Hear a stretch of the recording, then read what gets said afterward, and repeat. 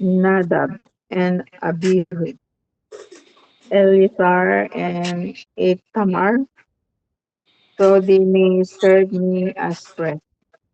Make 6 sacred garments for your brother Aaron to give him dignity and honor. Tell all the skilled workers to whom I have given wisdom in such matters that they are to make garments for Aaron, for his resurrection, so he may serve me as priest. They are the garments, they are to make a breastpiece and ephod, a robe, um, woven tunic, a turban, and a sash. They are to make these sacred garments for your brother Aaron and his sons, so they may serve me as priests.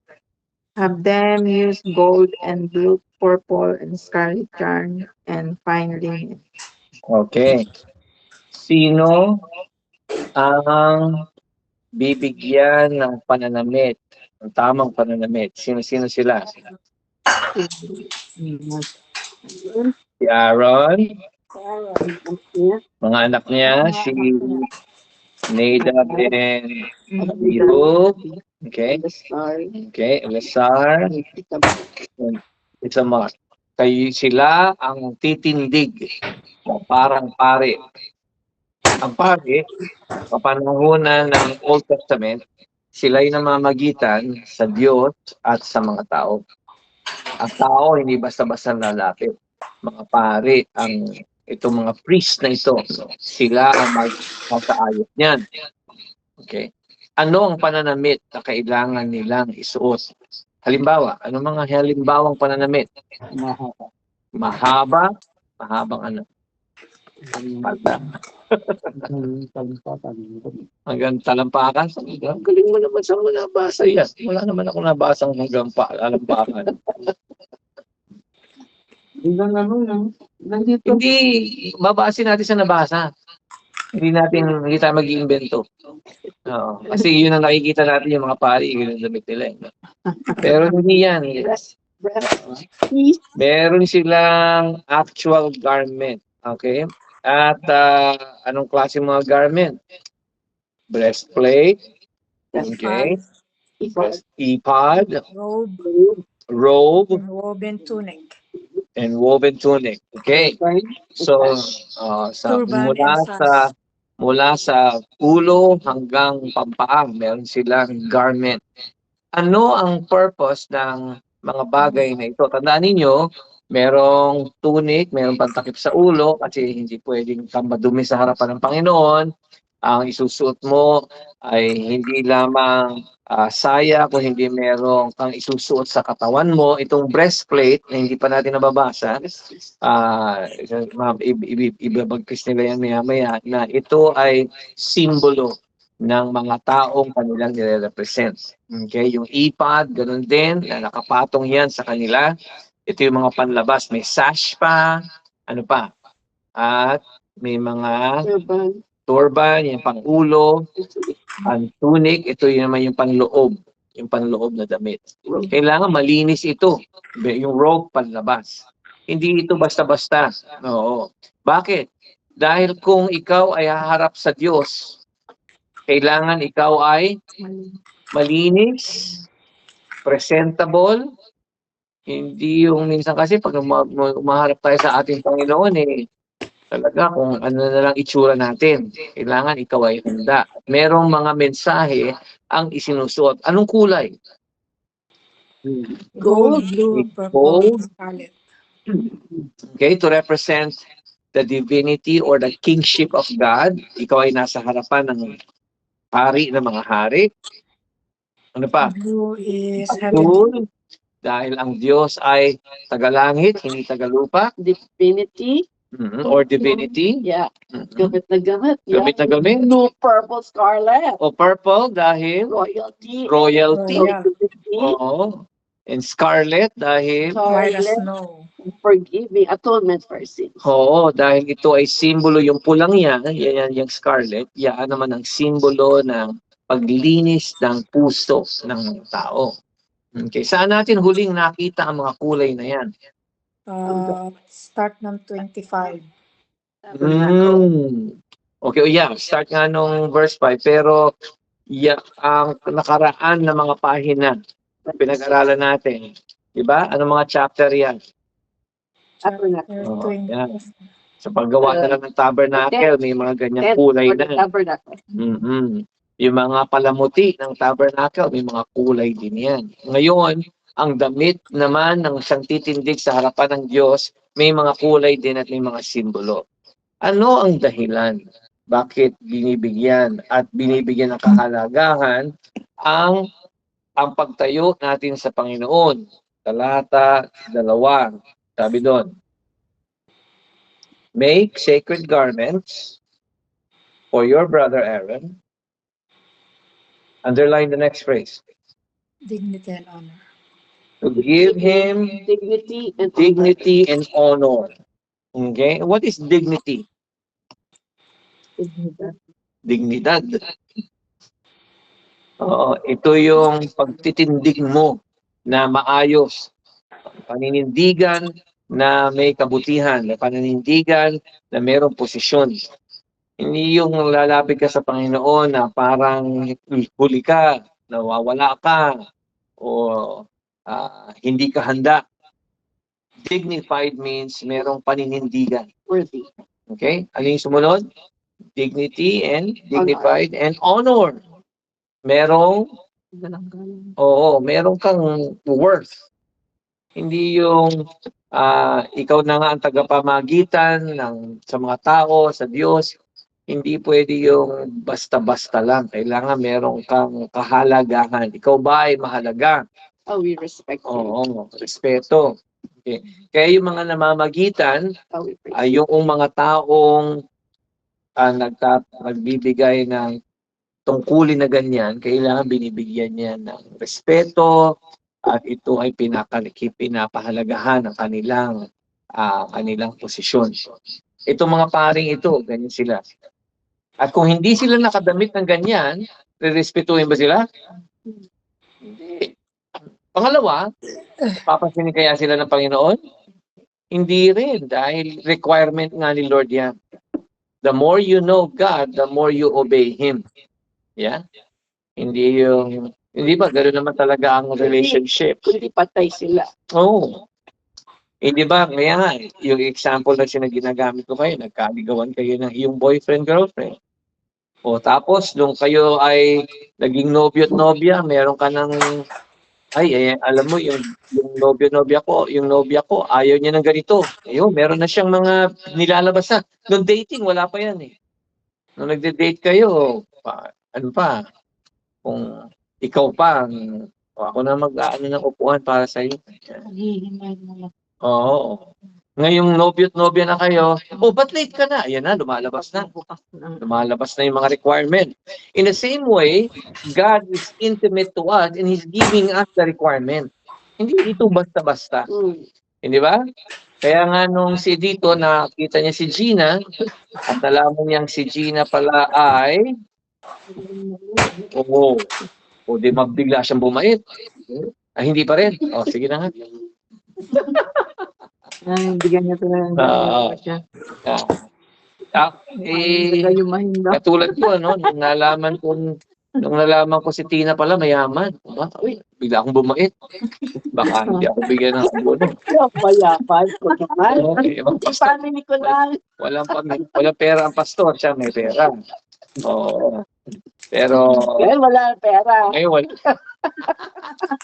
Naubos. Naubos na eh. Bili na ng mga dilata eh. Natakaw ng mga youth ministry kasi. So, ganun.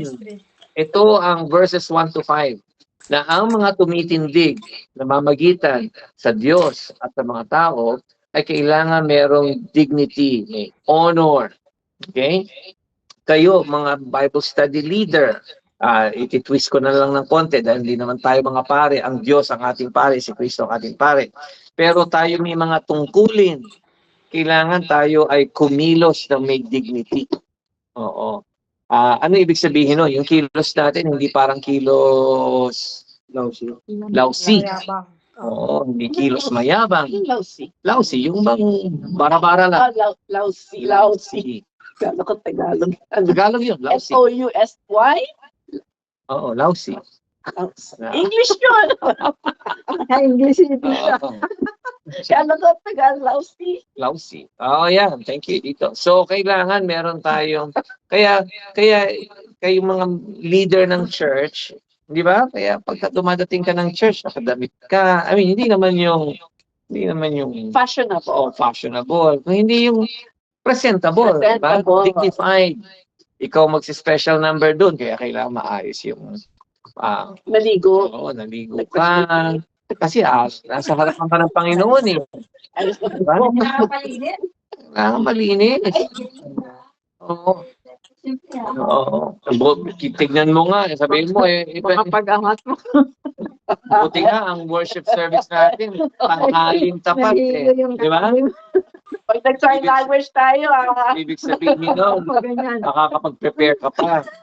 Hindi ka tulad ng mga nag-worship ng alas 8 ng umaga. Paano kaya yun? Nagtututbrush pa kaya yung mga yun? Then to wake up at 5 o'clock in the morning. Ah. Yeah. No, but it's a matter of preparation. And the preparations are prescribed by God because it represents royalty, it represents dignity, it represents honor. Okay? Yes, come just as you are. But when you are in the presence of God, you fall on Him. You fall before Him. Hindi yung parang ang Diyos ay parang kaibigan mo lang, nagka-high five lang kayo. Hindi. Ang respeto natin sa Panginoon, di ba? Think about this. Kapag yun nga ang pulis ang pulis naman, hindi naman presidente yan, hindi naman governor yan, pero pagka ikay nakakita ng pulis, ano ang decorum mo? Ako. Oh, bigla kang diretso Ginawa tayo ko. mo. Bigla kang di ba? Yan. Kaya tayo mga Kristiyanong mga leader, kayong lahat leader, kayong mga leader, kailangan meron tayong dignified posture. Dignified posture. Ngayon, Pag Sunday, gwapo kayo dito eh. because God is worth it. Huh?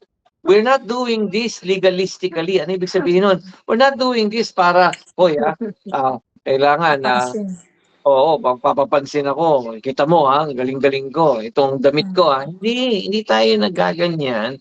Nagaganyan tayo dahil God is worth our best appearance. Yeah. Best appearance. Now, of course, ang pagkapare, wala na sa atin dahil si Kristo na ang pari natin. Jesus is the priest. Okay? And He have already opened and accessed it. O, tignan pa natin ang mga kadamit ng mga pare. Sige, dito, ituloy mo ang pagbasa mula sa talata 6 hanggang 14. Hindi, 6 at 8 lang. Sige. Sige dito. Suot mo yung iyong antipara. Talata 6 hanggang 8. Okay. 6 to 8. 6 to 8. Tagalog na lang sana. Ipod yan. Blue. Yan. Ano pa? Purple. Okay. Ano pa? Scarlet. Yan. And of the Finely twisted linen. of linen, Mm-hmm. the work of the Skilled skilled hand. craftsman. Yan. Sige, tuloy mo. It is It is to have to shoulder piece attached to two of its corners corner to a standing fastened. pattern. Mm-hmm. And skillfully Carefully woven woven waistband waistband. is to be like Like it. Mm-mm. it of one piece with the Ipod. ephod and made with gold and with blue, purple, Mhm. and scarlet yard. Mhm. Yes. Okay. Ito masama? Ang gano'n lang eh. Finely twisted linen, yan. Ito yung, di ba may sando sa loob, yun yung tunic. May coat, yung panlaba. Sa labas niyan, merong parang apron. Ipad ang tawag dyan. Yung apron na yan, ay kailangan hindi yung apron na panghugas ng ano. Yung mga ba? Oo, ito ay apron na meron sa harap, meron sa likod. Na ito ay nakasabit at nakatali. At kapag sa baywang naman, para hindi lumilipad-lipad, nakatali din yan, nakafasten. At ang kagandahan niyan ay may iba't ibang kulay na nagsisimbolo ng karakteristik ng ating Panginoon. Yan. At ang mga gamit na yan ay hindi basta-bastang binibili sa palengke. Tandaan ninyo, sino ang gagawa niyan? Anong klase manggagawa?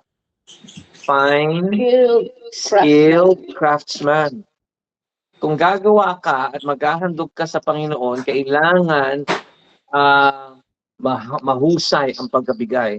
Hindi yung, siyempre, bibigay ka ng offering sa Panginoon, tapos kulang-kulang naman. Hindi. Kailangan ito ay kompleto. Kailangan ito ay maganda. Yan ang ipad. Okay?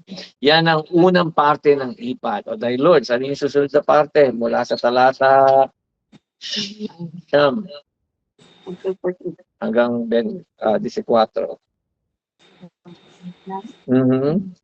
Ano daw ang gagawin? Onyx stone. Oo. Great. On them the name of the sons of Israel Yan. and the order of their birth. Okay.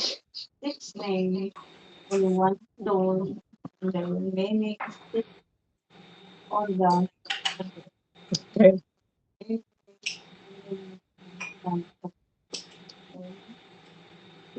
You remain of the Ano yung two stones? Sige lang. Oh, the way of okay, English. mm. The sun, the stone, the way in Father in great Really?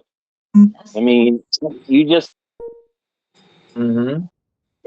then mount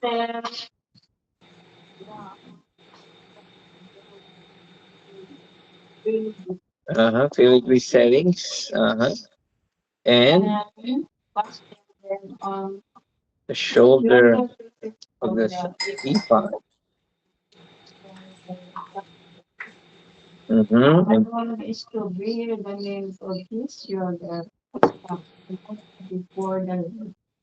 Make gold filigree, tipping two braid chains of pure gold like a rope and attach chain to the tipping. settings. Okay, binigyan naman ng kahalagahan. Yung gem ay may pangapangalan ng 12 tribo ng Israel. 12 yan. 6 sa isa, 6 sa isa. Ito ay ilalagay sa isang gold-plated. Kailangan ito ay nakaayos at siya namang ilalagay sa balikat ng saserdote. Okay? Para i-represent na ang mga makasalanang anak ng Diyos, siya ang dinadala nila sa harapan ng ating Panginoon. Ganun talaga yun. Ganyan ang yan ang trabaho ng mga saserdote. Okay?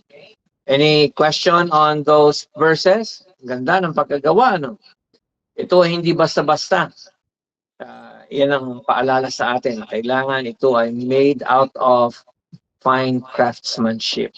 Okay, tuloy natin. Dana, dito ka naman sa susunod na 4 mula sa 15, hanggang 21. Oo, sige.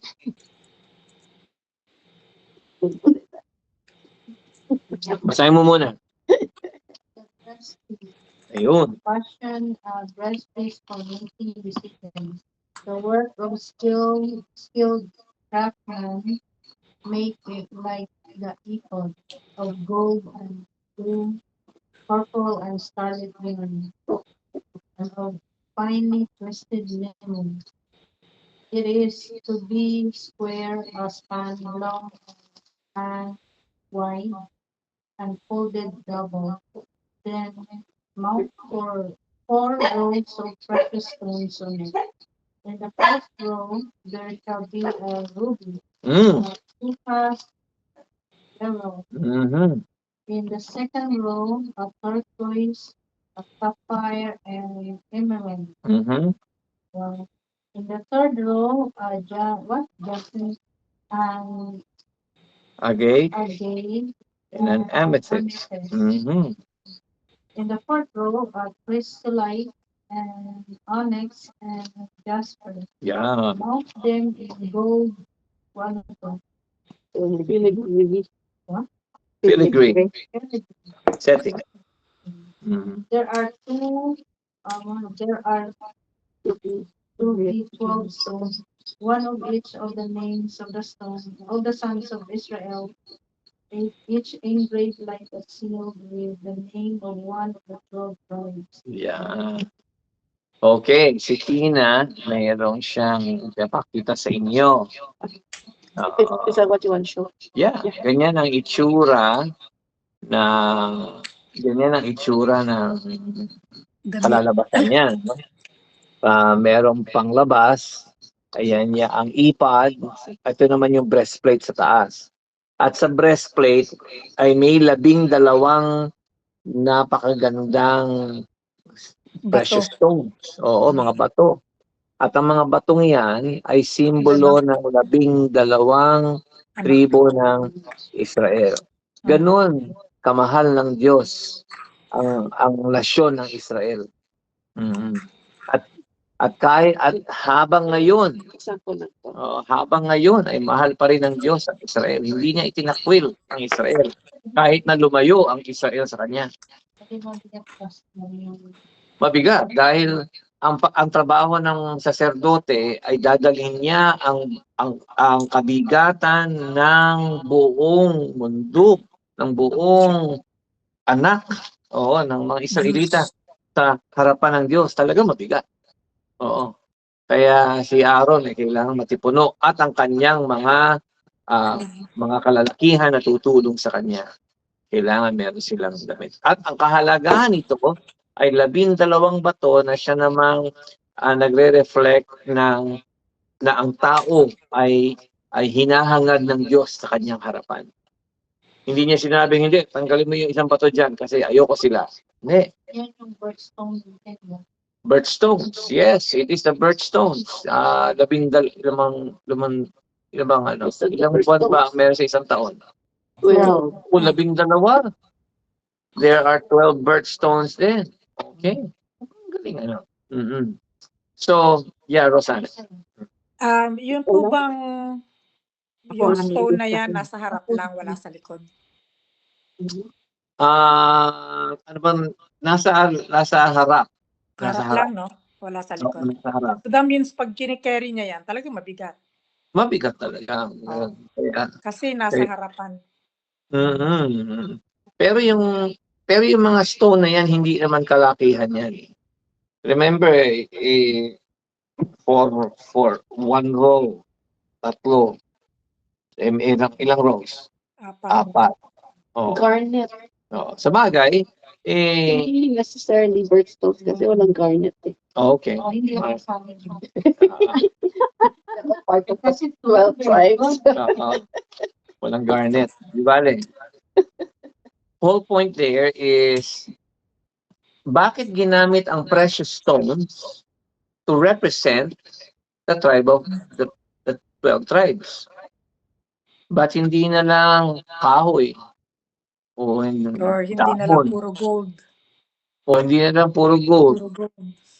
Mhm. Precious. Yeah, because they are precious stones. That tells you that the children of Israel are precious in His sight. All right. And there are different stones because each tribe is unique from each other. In the same way, you are special to God. That's why He wants to bring you in His presence. Remember John chapter 14? Yeah, sabi ni Jesus, I go and prepare a place for you. If it were not so, I would have told you, right? In my Father's house are many rooms.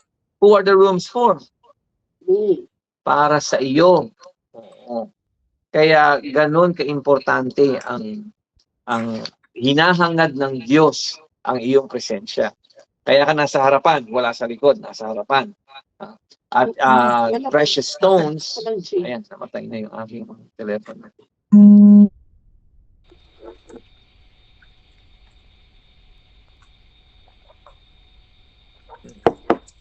So, ang precious stones Hindi siya precious. ay J? Di ba walang J? Anong Okay. hindi siya Tina, Walang diamond. naka-on yung filter mo. Ang ganda-ganda ko dito sa Messenger. Filter.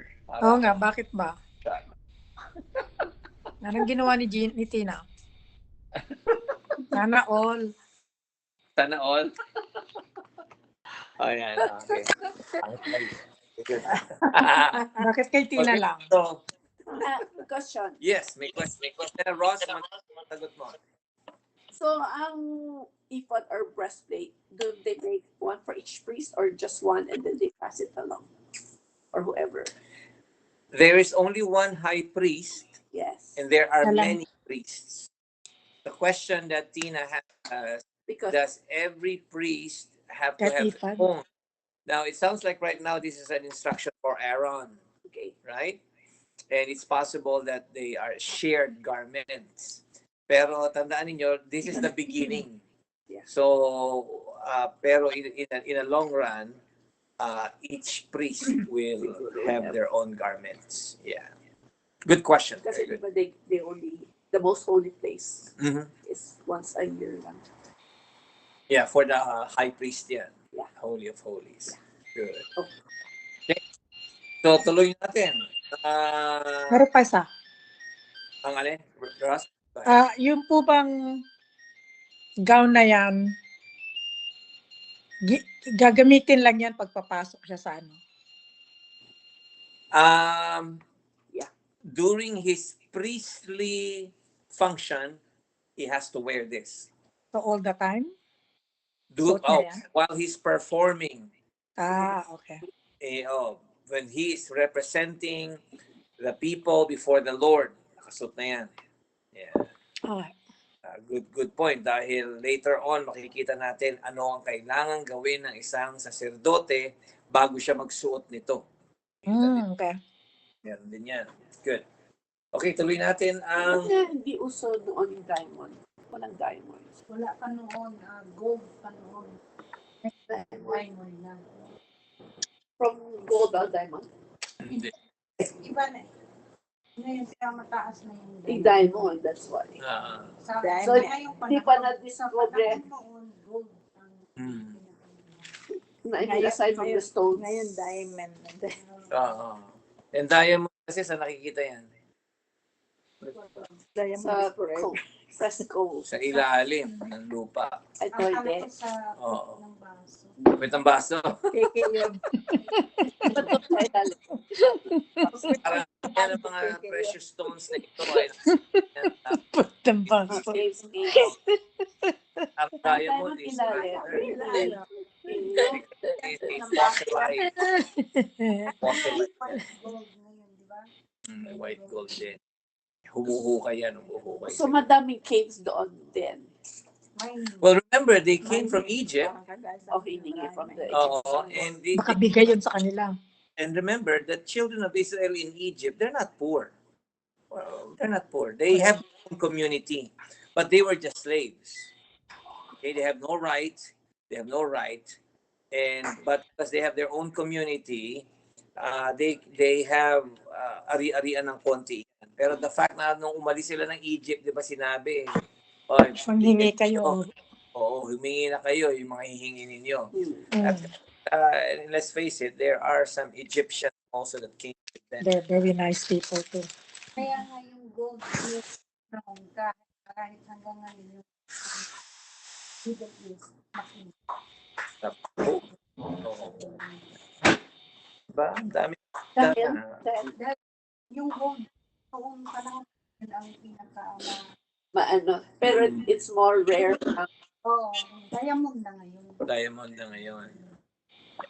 Okay. Tuloy natin at i-describe itong breastplate. Tina, ikaw naman bumasa ng Hindi pa tapos yet, Lord. Tapos na. Ay, tapos. Ay, sorry. 22 hanggang 20, 28. 28. Okay. For the breastpiece, make braided chains of pure gold, like a rope. Make 2 gold rings for it and fasten them to the corners of the breastpiece.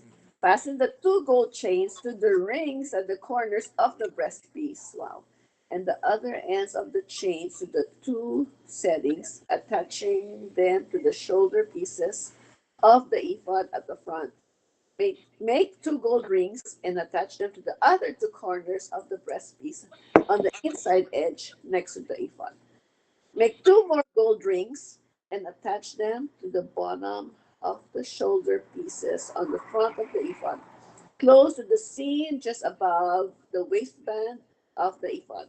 The rings of the breastpiece are to be tied to the rings of the ephod with 2 blue cords connecting it to the waistband so that the breastpiece will not swing out from the ephod.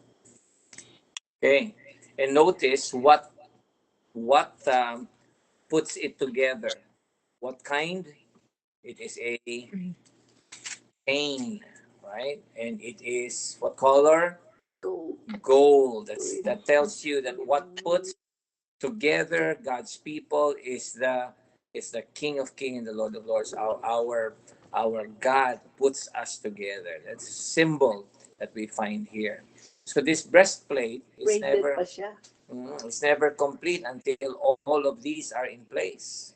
And like what we said, it is a dignified and honorable uh, posture before the Lord. So hindi ito basta-bastang ina-assemble lang. But it is a very intricately designed because you're facing a holy God.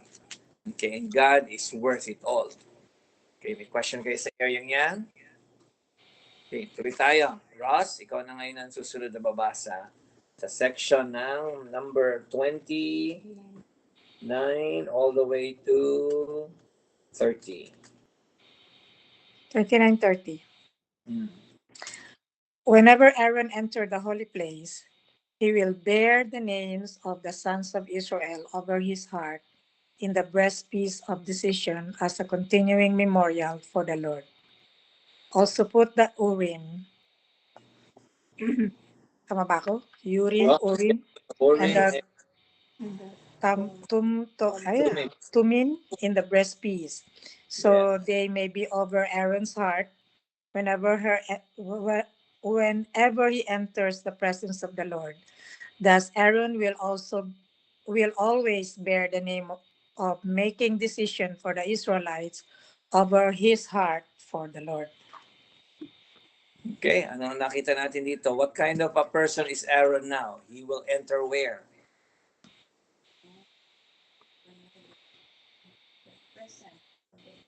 In the presence of the Lord, but what kind of place in the tabernacle? Holy place. It's the holy place because it's divided into 3. The holy place, the Holy of Holies, this is where the high priest Aaron can only go in here, no one else. And when he goes in here, he must well represent his children, God's children. Yeah. So the invitation to be in the presence of the Lord is there, but it's only done through the priest, but the priest bears the names and represents the people with the Urim and Thummim. This is a simple ornament that's placed on top of his heart that also represents the children of Israel. Urim and Thummim. May bato na, meron pa nakasabit na yan parang medallion yan, ang tsura, Urim and Thummim. Okay? So, and all of that to make Aaron understand, you are not just standing before a holy God by yourself. You are bearing the people. You are bringing the people of God in the presence of the Lord. Ang trabaho ng pare, sacerdote. Kaya nga naman, Jesus became the priest sa New Testament. He fulfilled that. Kaya nga napunit na yung kortina sa templo, Garment, yeah. yung naghihiwalay ng Holy of Holies from the outer. Nung naman Kristo napunit miraculously. Why? Because Jesus now died once and for all. Hindi na katulad ng paring palabas-pasok. The only time you can go to the presence of the Lord is when you're represented. No. Jesus already represents you. And he sits on the right hand of the Father. Right? Okay, any thoughts or questions on what you read? Ross?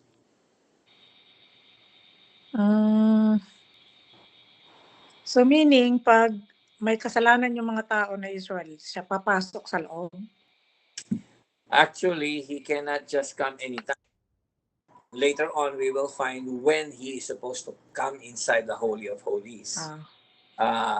But the answer is, when he goes in, he must well representing God's people.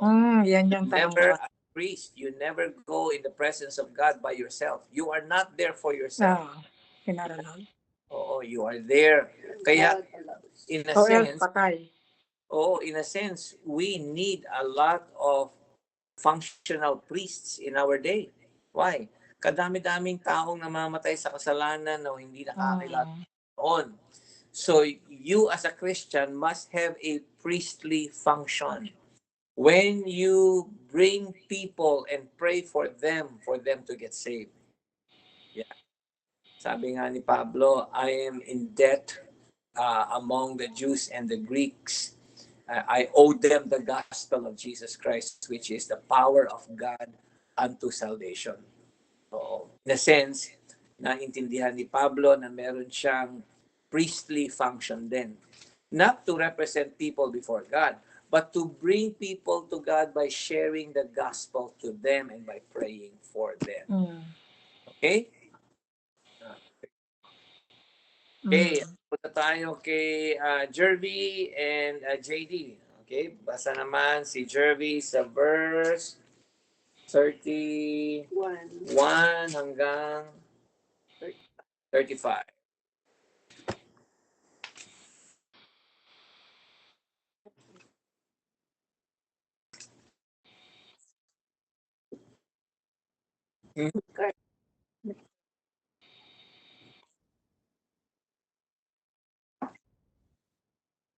Wow.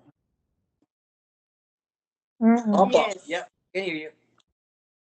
Brown out?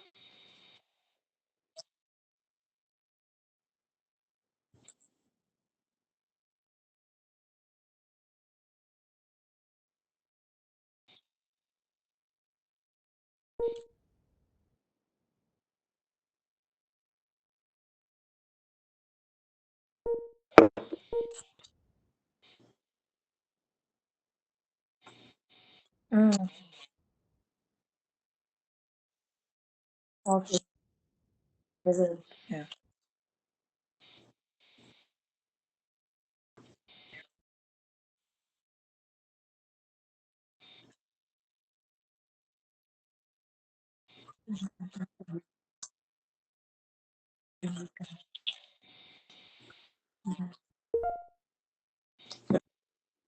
Laking trabaho ng pare, ano? Ano? If you represent people before God, there is a tendency you might die. Yeah. So, God said, it's the garment you're going to wear. In the first place, it's blue. Why? Because this is not a earthly function. This is a heavenly function.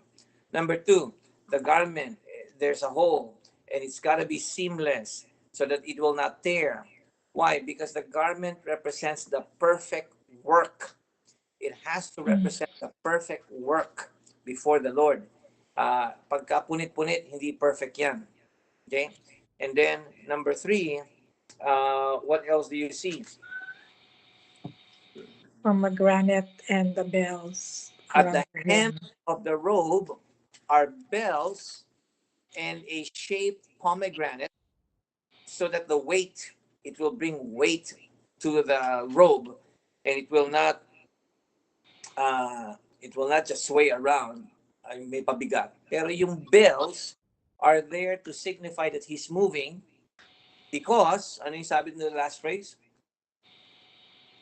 So that he will not die. Oo, because when he comes And he comes out and he go in. and he dies, how do you know he's dead? No sound. There's no sound. Else. Oo. The bells are there to remind us of the active redemption, or the active intercession. The active intercession. Kasi intercession ng Panginoon, hindi once and for all yan. That's why tayo ay laging ina-invite pagpunta sa presence ng Panginoon through prayer. And prayer is all the time. Pray without Ceasing. diba? Ayaan ang trabaho ng pare ay tuloy-tuloy. Ito ay walang patid. Okay? So the reminder is this movement shall constantly be moving and moving and moving. And the bells is to signify that the priest is active. Yeah. Now, of course, when you hear the bell ringing, it rings out. And it's indicative of the work of the priest being heard by God. It's not only the people outside, but being heard by God. The job of the priest, the function of the priest, nice. The function of the priest is is music to the holy God. Example of Tina pulled this out. Here is the pomegranate and the bells intertwined at the hem of the robe of the priest, and notice the color blue here. Yeah. Kita mo? Dita? Yan ang itsura niya. Okay. And all to signify the heavenly work, the active work, and the work that raises in the ears and the presence of God. Kaya yung bell na yan, dual yan. Okay? Ngayon, tayo na sa New Testament na, the work of Christ is constantly, even though He died once and for all. Jesus is not dying all the time. Namatay lang siya isang beses. Pero His work is active because it is applicable to anybody who needs to come to God anytime, at any moment. Kaya nga si Jesus ay our intercessor. Okay? And then He sent us another intercessor. Who is this? The Holy Spirit, who intercede in our behalf. Active yan. Active work of the Holy Spirit. Okay, good. JD, why don't you read the next part?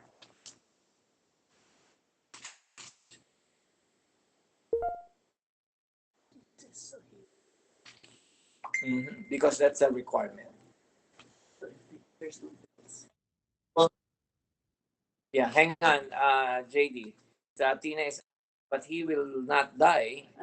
The idea is all these requirements should be to the T. Because if it's not to the T, he will die. There's another reason why he will die, and we'll find out in succeeding chapters. because we were saying that if we don't hear the bell, that means he's dead, but that's not. Yeah, but It again, says here, so he will not right. die. Remember what I told you at the very opening. God is setting the terms on how we should be in front of Him.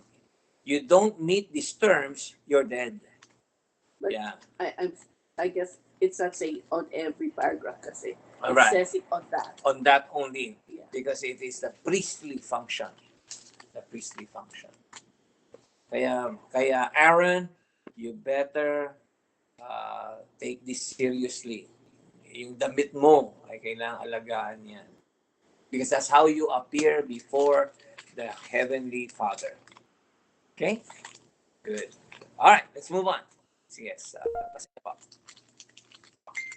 Ano bang nangyari sa inyo? Anong sabi niyo brownout? May brownout ba?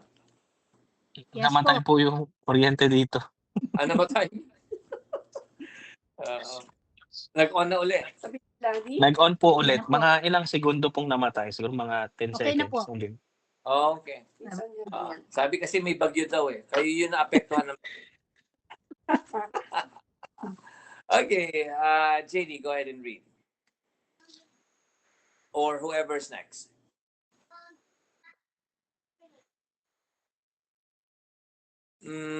Nasa na ba tayo? Tina, anong next Up section? to 38. Up to 38. Go ahead.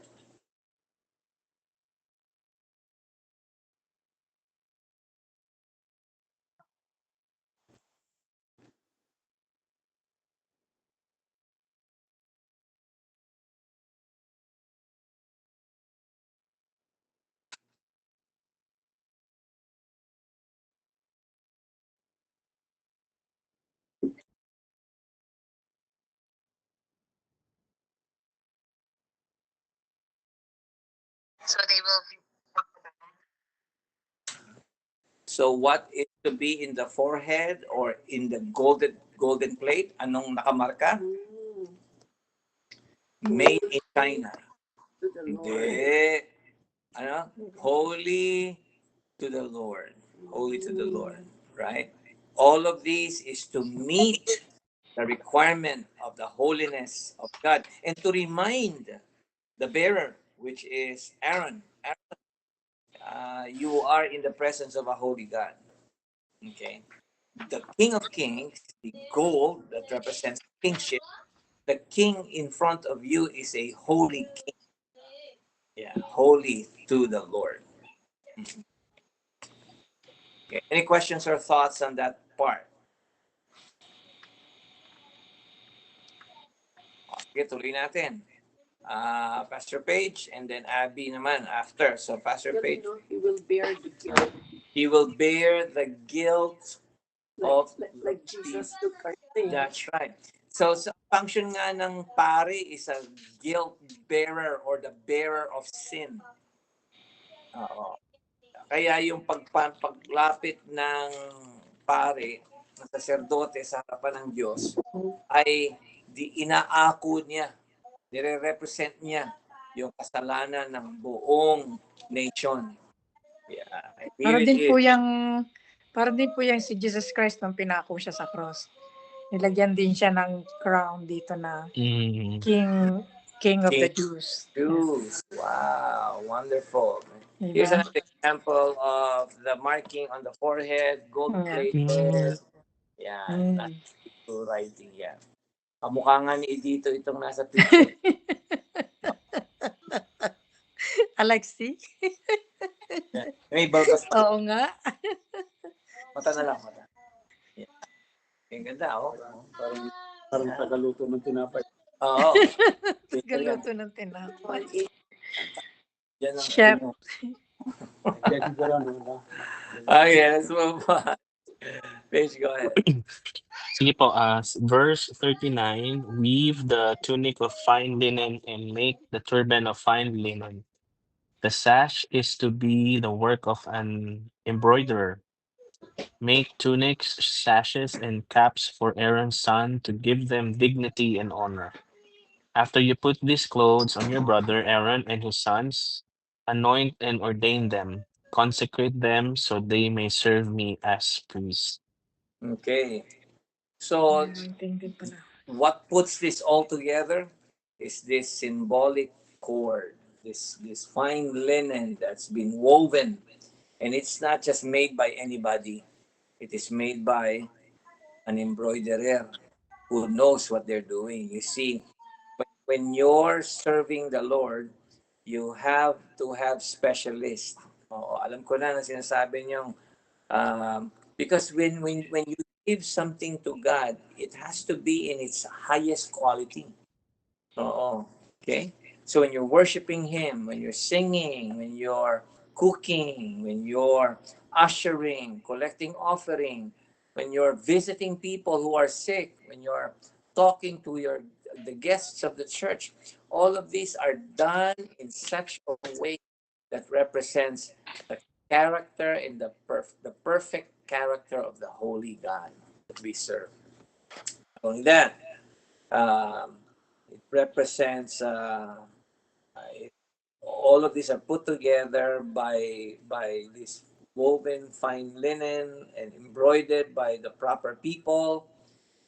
And then God said, Aaron, you're gonna do this, but then you're also gonna do this to your brothers. What is it? Your son. Or your sons. Consecrate them. Okay? Anoint them. Make sure that they know that their function is this. Because too many people don't know, right? And um, owning your ministry, owning your role in the kingdom is very important. Kaya nga, uh, alam mo, if you know your role, it simplifies everything. Why? Because you're not going to do anything that you cannot do and anything that's not assigned to you. And people don't have to remind you to do it. Right. If you know your role. This is why it's simple, right? Knowing your role, owning your role, functioning your role, consecrating yourself. That's what the word consecrate means. To identify your role, to define your role, and to function in it, and to own it. That's the word consecrate. If you know your role, it simplifies. Ministry becomes simple. Yeah. Mahirap kasi sa atin, ah, mahilig tayo magtaas ng kamay. So, lahat ng trabaho napupunta sa iyo. Oo. Lahat ng trabaho napupunta sa iyo, tapos si Edito nakaupo lang. At ibigyan mo si Edito. Diba, dito? Oo. Si Dailord, kailangan mag-function. Dana has to function. And how do you function? You consecrate yourself to your function. Don't forget your role. Okay? And don't forget your function. Own it. Own it. Because it is there for that season of your life. Okay. Any question? But if you don't know what to do, you can be trained. Yes, of course. That's why Also, God is telling Moses, and Moses is telling Aaron. Yeah. It is in that basis that we tell and we train and we encourage people to stay. Yeah, 3 T's. Tell, train, stay. Peace. Layo. Okay, good. Last one na, last one. Abby, ikaw na magko-close sa atin. Verse 42, make linen undergarments as a covering for the body, reaching from the waist to the thigh. 43, Aaron and his sons must wear them whenever they enter the tent of meeting or approach the altar to minister in the holy place, so that they will not incur guilt and die. This is to be a lasting ordinance for Aaron and his descendants. Okay, there you go. And Abby, tell us what is Aaron and his sons to do before they come before the presence of the Lord? Aaron and his sons must wear the linen undergarments as a covering for their body from waist to the thigh. Yeah, kailangan undergarment lang. Yes. Hindi pwedeng babalik ta rin lang yung brief kasi nagamit na kahapon. Okay? Laging malinis sa harap ng Panginoon. Ano pa? Ang tawag dyan? Kamison? Kamison, undergarment eh. Yeah. So, yan yung tunic eh. So, yan yung sinasabi nila na, remember Jesus said, if anyone sues you for your your You got coat, it. you give him the cloak. Tama ba yan? O, ibig sabihin nun, pag gusto nila yung damit mo, bigyan mo na rin yung underwear mo. Correct. So may layers yan, may layers. Okay. And because it represents the holiness of God. And a person cannot be there's always this layer of protection before the holy God.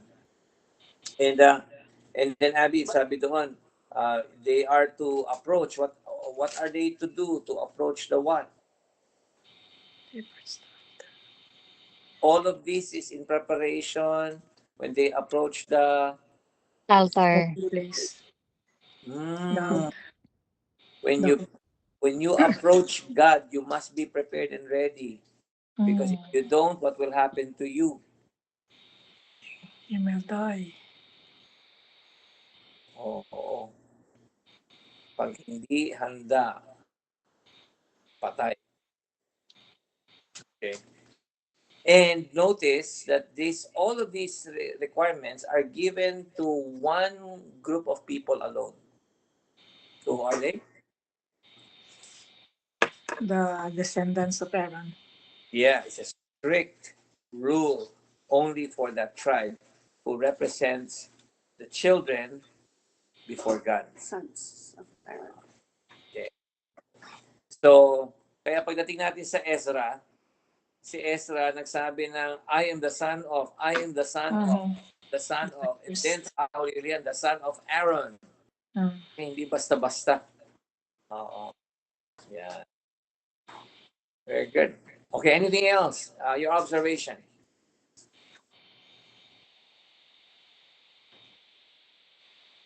So kailangan pala, when we go to church, we need to be more dignified and honor Yeah. because we're facing the Lord. Eh, I gusto ko remember nga nung sanang naka-chinelas na lang ako pag nagpipreach eh. uso na ngayon yan sa mga pastor, naka-short pa nga eh. Naka-aloha, tapos naka-short, tapos naka-chinelas. Di ba? Eh, Si ano? you must at least, the principle is you must serve as an example in a dignified way. Now, again, that's not legalistic. We're not saying you are not acceptable before God pagka naka floor shine ka lang. Hindi. We're not saying that. We're saying you set the standard to reflect the holiness of the Lord. That instead of you putting the word holiness on your forehead, you do this by how you appear before God. Hindi tamad na. Hindi tamad. Dress up. You Hindi have to lousy. dress up talaga. Dress up. Naalala ko nga sa Pilipinas nung yung Bible Bob, masyado silang stricto sa damit. Yeah. For men and women, talagang kailangan yung damit mo. Nakadamit ka, ha? Hindi ka magsisimbang nakapantalon. Oo, naka-necktie Kailangan ka. dress up talaga. Oo. Ganun talaga. Naka-necktie ka pa. Ka-necktie pa kahit ang init-init. Oo. Alright. But of course, unfortunately, it is done legalistically by some tradition. That's true. But what we're trying to say now is we're not making this a uniformity or a uniform. Okay, kailangan lahat tayo Yeah. lahat tayo nakaputi lahat tayo pareho ng haircut Yan, legalistic na yan. And that's why that's where we draw the line. Because remember, it is your attire doesn't make you clean and unclean. Yeah. But the principle of attire or appearance before the Lord is in the principle of nobility and honor and dignity. Yun ang principle doon. But I cannot judge you and say, oh, kita mo, naka-t-shirt ka lang, hindi ka dignified. No. That's not my... That's why we say to people, you wear whatever you could wear. And it's your heart that will dictate whether that's dignified or not. Katulad nito, no? In the past 2 Sundays, panay ako long sleeves. Oo, may nakapansin. Dami nakakapansin. Sabi niya, Pastor, yan na bang bagong uniforme ngayon? Kunti na ako mapasagot. Oo. Yeah. Nataon lang na at that time, meron, may mga, hindi naman negatively pansin, ha? Ang ganda nga, ha? Pastor, ang gwapo mo ngayon. Parang niya sinabing, dati pangit ka. Thank you, ha? The whole idea is, kaya naman ako nagsuot ng long sleeve. Kasi naman sa morning church, nag-usapan yung mga men. Yung anniversary. Oo, 2 Sundays ago, anniversary, nag-coat and tie. Buti nga, di mo sinutin coat sa Oo, buti nga, hindi coat. Yeah. Pero si Simon, nung nag-church sa atin, naka-coat. Oo, talaga. Dignified na Because dignified. that was his when dress. if he wasn't wearing one, oh, you're not wearing coat. Yeah. Oh, exactly. So now we miss Simon. And, But anyway, the principle is be your best when you present yourself to God. Here's another application. The practical lang na yan. But the second application is the priesthood is not represented by you. No person can become a priest, only Jesus can. Kaya wala tayong pare ngayon. Okay? Wala tayong pare ngayon. Jesus is our ultimate priest. Kaya pagdating mo sa Book of Hebrews, at pag binasa mo yan at ginawa mong devotion niya, mababasa mo na the order of Melchizedek is fulfilled in Jesus, the high priest. Yan. Kaya natigil na sa New Testament, natigil na ang function ng pare. Kaya hindi natin binabalikan ang ceremonial law. Ito ceremonial ito. Itong mga function na ito, hindi na natin binabalikan yan because Jesus fulfilled them all. Yeah. And He represents us before God the Father. And he did even better of what Aaron did, right? Because just as Jesus was the intercessory priest, Jesus was the redemptive animal sacrifice. Dual function nga eh. Actually, triple and quadruple because he's also king and he's also prophet. We'll talk about that sometime in the future. But for now, to settle the matter, we do not have any more priests because Jesus fulfilled the office of the priesthood. He now represents us before God the Father. What started kaya sa Catholic, the confessing to the priest? Like, share your sins to the priest. Now, you got to remember, What started it? you need to know Christian history here. Rome became Christianized because of the great Alexander the Great. Hindi Alexander the Great. Sino yung I forgot the emperor who was conquering around 200 AD, and he saw the cross. What is the name of this emperor? And he Christianized Rome. But when he Christianized Rome, they developed a system. No? And it became a hybrid of a pagan and Old Testament.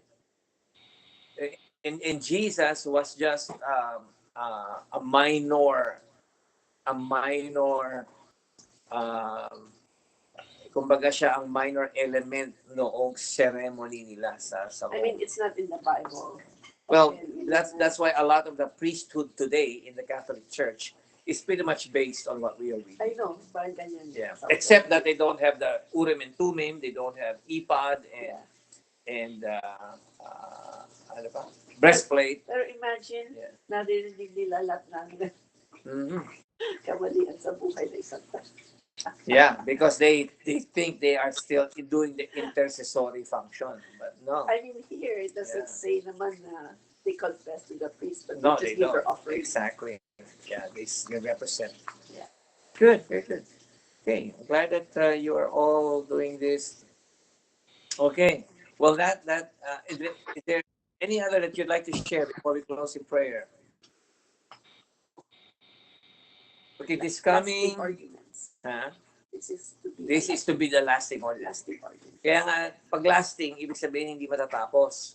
Kaya we believe that even though Jesus fulfilled the office of the priesthood, in the millennial kingdom, He will restore a level of some of these. And again, we do not have a full revelation. We only know that the millennial kingdom will be established. That certain elements of the ceremonies will be restored. Okay, that's why it's everlasting. But you can also see this as everlasting because Jesus fulfills it, and therefore it is everlasting. Good point. All right.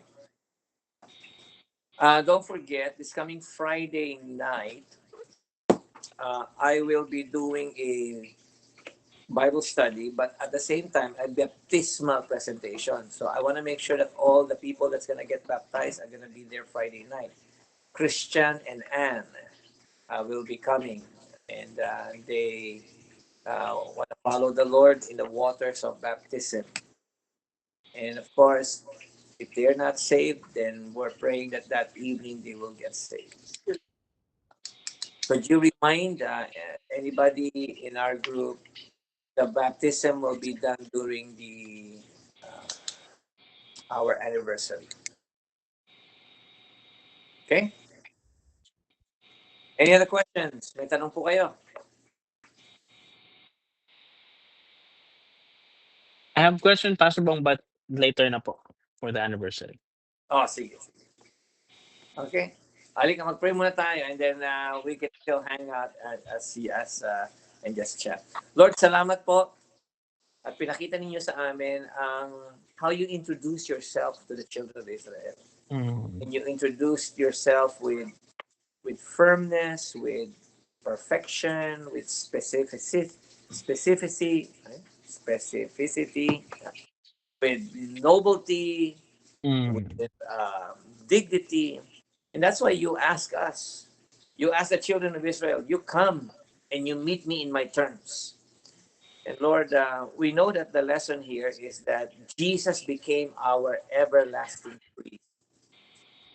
And part of this lesson too is to come before your presence the best we can. The Lord teach us in all of these. Thank you for our Bible study tonight. And may we be a better group of people that intercedes in behalf of the people around us. May we learn to function the priestly function by praying for people who are not saved and bringing them to the cross, or bringing them this Friday, or bringing them so that they can know you as Lord and Savior. Father, we give you thanks. Bless the ministries tonight, on Friday night, on Saturday night, on Sunday, and all these Bible study small groups that are happening. Father, we give you thanks. In Jesus' name we pray. Amen. Amen. Thank you po, Amen. Pastor Bong. Thank you po to everyone. Thank you po. So, Bong, Yeah, nag-practice kayo na Pastor Faith, ukulele. question. Ay, Rosana, go ahead. Nag-practice kayo na ukulele. Tonight? Wala ka lang ukulele. Sorry. Wala. Oh. Oo. Okay. Baka sa Sabado na lang sa basketball. Good. Can you Friday, Ate Rosana. messenger?